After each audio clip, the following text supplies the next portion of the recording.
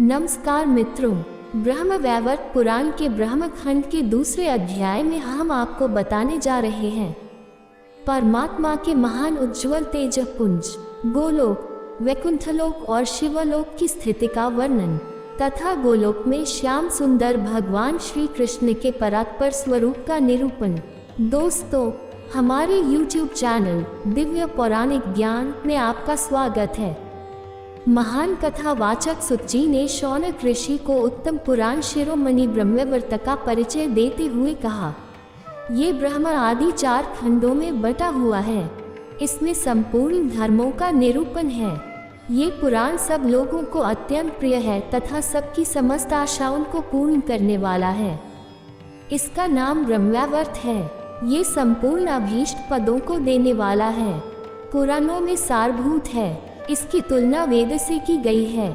भगवान श्री कृष्ण ने इस पुराण में अपने संपूर्ण ब्रह्मभाव को प्रकट किया है, इसीलिए पुराणवेता महर्षि इसे ब्रह्मवैवर्त कहते हैं। पूर्व काल में निरामय गोलोक के भीतर परमात्मा श्री कृष्ण ने ब्रह्मा जी को इस पुराण सूत्र का दान दिया था। फिर ब्रह्मा जी ने महान तीर्थ पुष्कर में धर्म को इसका उपदेश दिया। धर्म ने अपने पुत्र नारायण को प्रसन्नता पूर्वक ये पुराण प्रदान किया। भगवान नारायण ऋषि ने नारद को और नारद जी ने गंगा जी के तट पर व्यासदेव को इसका उपदेश दिया। व्यास जी ने उस पुराण सूत्र का विस्तार करके उसे अत्यंत विशाल रूप देकर पुण्यदायक सिद्ध क्षेत्र में मुझे यानी सुत जी को सुनाया। ये पुराण बड़ा ही मनोहर है। हे ब्राह्मण, अब मैं आपके सामने इसकी कथा आरंभ करता हूँ। आप इस संपूर्ण पुराण को सुने। व्यास जी ने इस पुराण को 18,000 श्लोकों में विस्तृत किया है।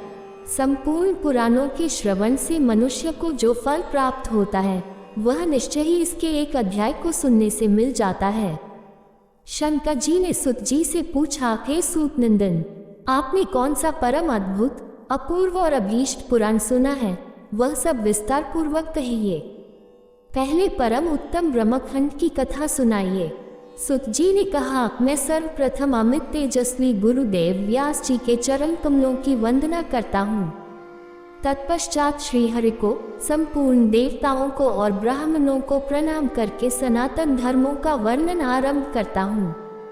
मैंने व्यास जी के मुख से जिस सर्वोत्तम ब्रह्मखंड को सुना है वह ज्ञान अंधकार का विनाशक और ज्ञान मार्ग का प्रकाशक है।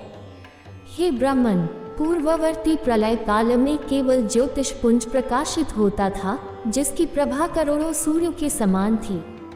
वह ज्योतिर्मंडल नित्य है और वही असंख्य विश्व का कारण है। वह स्वेच्छा में रूपधारी सर्वव्यापी परमात्मा का परम उज्ज्वल तेज है। उस तेज के भीतर मनोहर रूप में तीनों ही लोक विद्यमान हैं। गोलोक धाम, तीनों लोकों के ऊपर गोलोक धाम है जो परमेश्वर के समान ही नित्य है। उसकी लंबाई चौड़ाई 3 करोड़ योजन है। वह सब और मंडलाकार फैला हुआ है। परम महान तेज ही उसका स्वरूप है। उस चिन्मय लोकों की भूमि दिव्य रत्नमयी है। योगियों को स्वप्न में भी उसका दर्शन नहीं होता, परंतु वैष्णव भक्तजन की कृपा से उसको प्रत्यक्ष देखते और वहां जाते हैं। अप्राकृत आकाश अथवा परम व्योम में स्थित हुए उस श्रेष्ठ धाम को परमात्मा ने अपनी योग शक्ति से धारण कर रखा है। वहाँ आदि, व्याधि, जरा, मृत्यु तथा शोक और भय का प्रवेश नहीं है। उच्च कोटि के दिव्य रत्नों द्वारा रचित असंख्य भवन सब ओर से उस लोकों की शोभा बढ़ाते हैं। प्रलय काल में वहाँ केवल श्री कृष्ण रहते हैं और सृष्टि काल में वह गोप गोपियों से भरा रहता है। वैकुंठ धाम, गोलोक से नीचे 50 करोड़ योजन दूर दक्षिण भाग में वैकुंठ और वाम भाग में शिवलोक है। ये दोनों लोक भी गोलोक के समान ही परम मनोहर हैं। मंडलाकार वैकुंठलोक का विस्तार 1 करोड़ योजन है। वहाँ भगवती लक्ष्मी और भगवान नारायण सदा विराजमान रहते हैं। उनके साथ उनके 4 भुजा वाले पार्षद भी रहते हैं।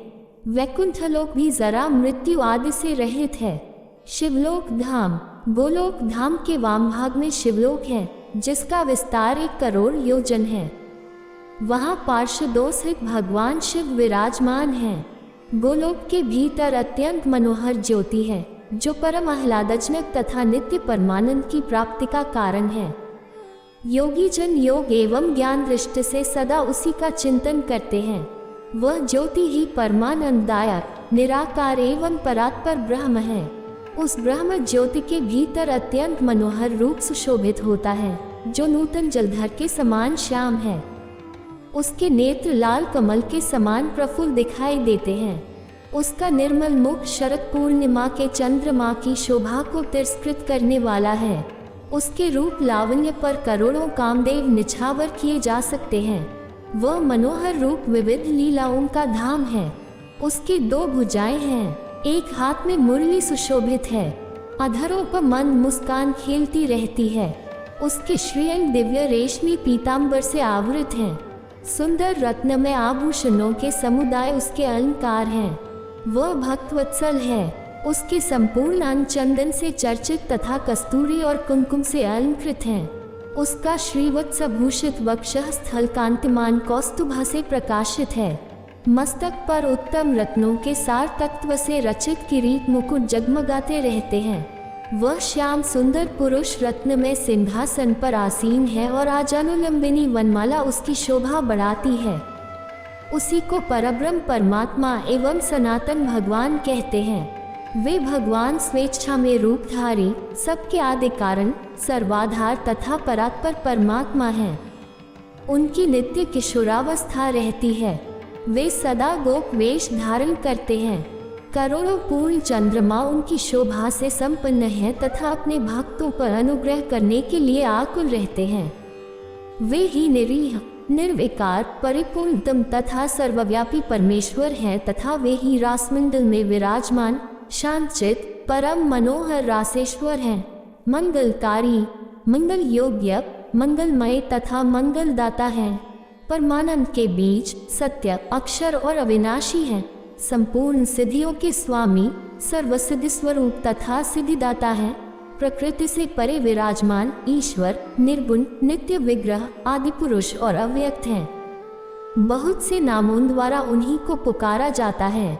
बहुसंख्यक पुरुषों ने विविध स्तोत्रों द्वारा उन्हीं का स्तवन किया है। वे सत्य, स्वतंत्र, एक परमात्मा स्वरूप, शांत तथा सबके परम आश्रय हैं। शांतचित वैष्णवजन उन्हीं का ध्यान करते हैं।